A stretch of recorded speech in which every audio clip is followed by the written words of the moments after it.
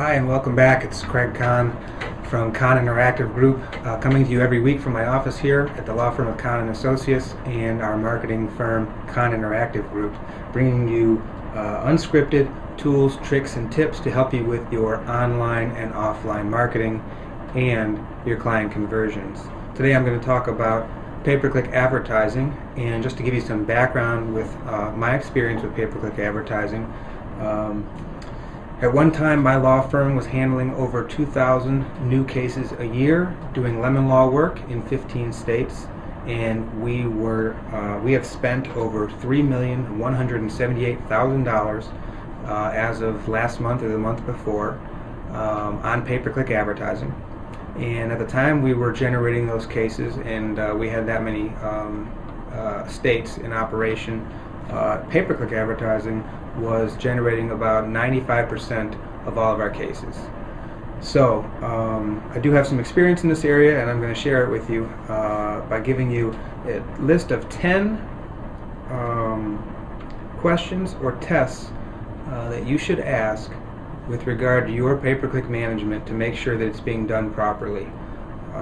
The first one is number one: what is the quality score of your keywords?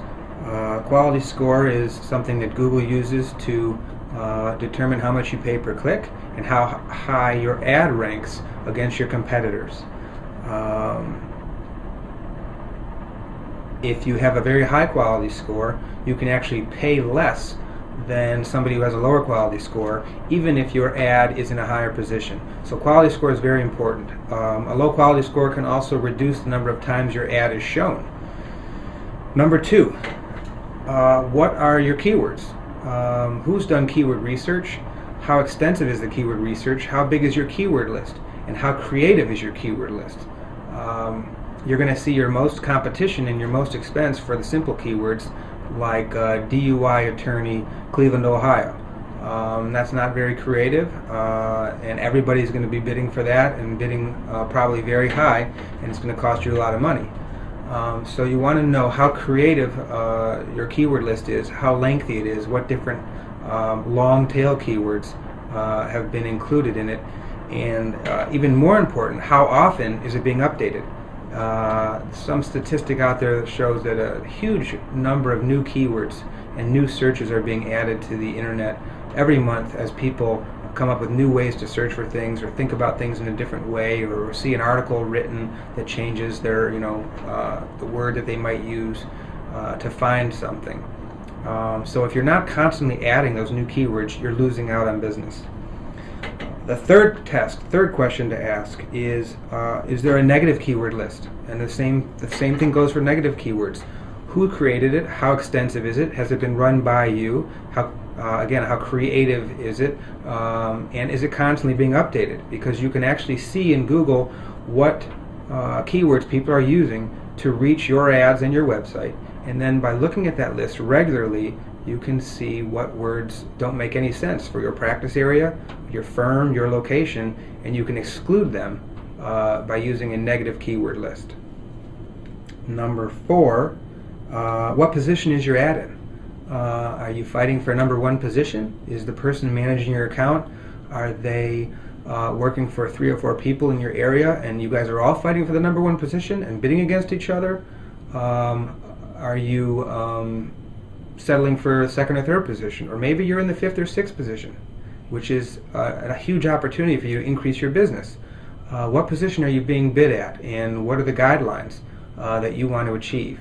Many times the number one ad position is actually a bad position to be in because of what I just said, that everybody's fighting for it, so your costs go through the roof. But more importantly, a lot of the clicks at the number one position are people they call looky-loos or tire kickers.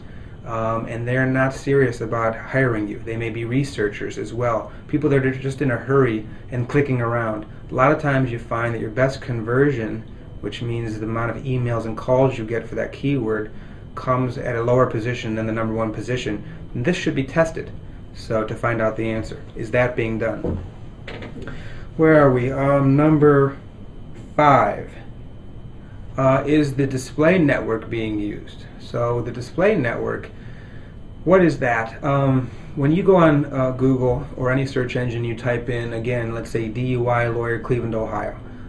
Those are the search ad results. But if you also are in a different area of the web and you're reading an article about DUI law, you'll see ads on the top, the bottom, or the right-hand side of that website, and a little note that says ads by Google.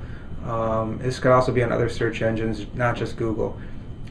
Those are what used to be known as the content network, or now the display network. And so you can have your ad shown across the entire web or wherever you want geographically whenever somebody is reading about or studying or researching or on any website related to the keyword that you want. This is a great way to pick up traffic from people that maybe don't know about your services, or maybe they aren't thinking about them at that moment, but then the ad catches their eye and they click on it and they get to your site. Typically the click-through rate on these is much lower, and the cost per click can be a lot lower, but you have to watch whether they're converting or not so you don't spend too much money. But if you're not using this is a huge opportunity to increase your clicks in potential cases. Again, the display network, is it being used? Let's see, number 6 is, are you tracking your conversion rate? And I mean the rate at which people are arriving at your page and then either emailing or calling you. What percentage of the people that arrive at your page take action? If you're at 2 or 3%, you have a huge opportunity to increase that as a law firm. If you're at 15 or 20%, in my experience, that's a very good rate. Maybe it can be improved, maybe it can't, but if you don't know that number, you don't know what you're leaving on the table and what your opportunity is to improve it. You have to have conversion tracking, and then you should know what your cost per conversion is. Not just the rate at which people are converting, but how much is it costing you for that lead? And more importantly, how much is it costing you for a good lead? Without conversion tracking, you don't know what the rate is or how much you're paying per lead, or whether you should be spending money on pay-per-click advertising. And as a byproduct of that, whether the person managing it is doing a good job for you.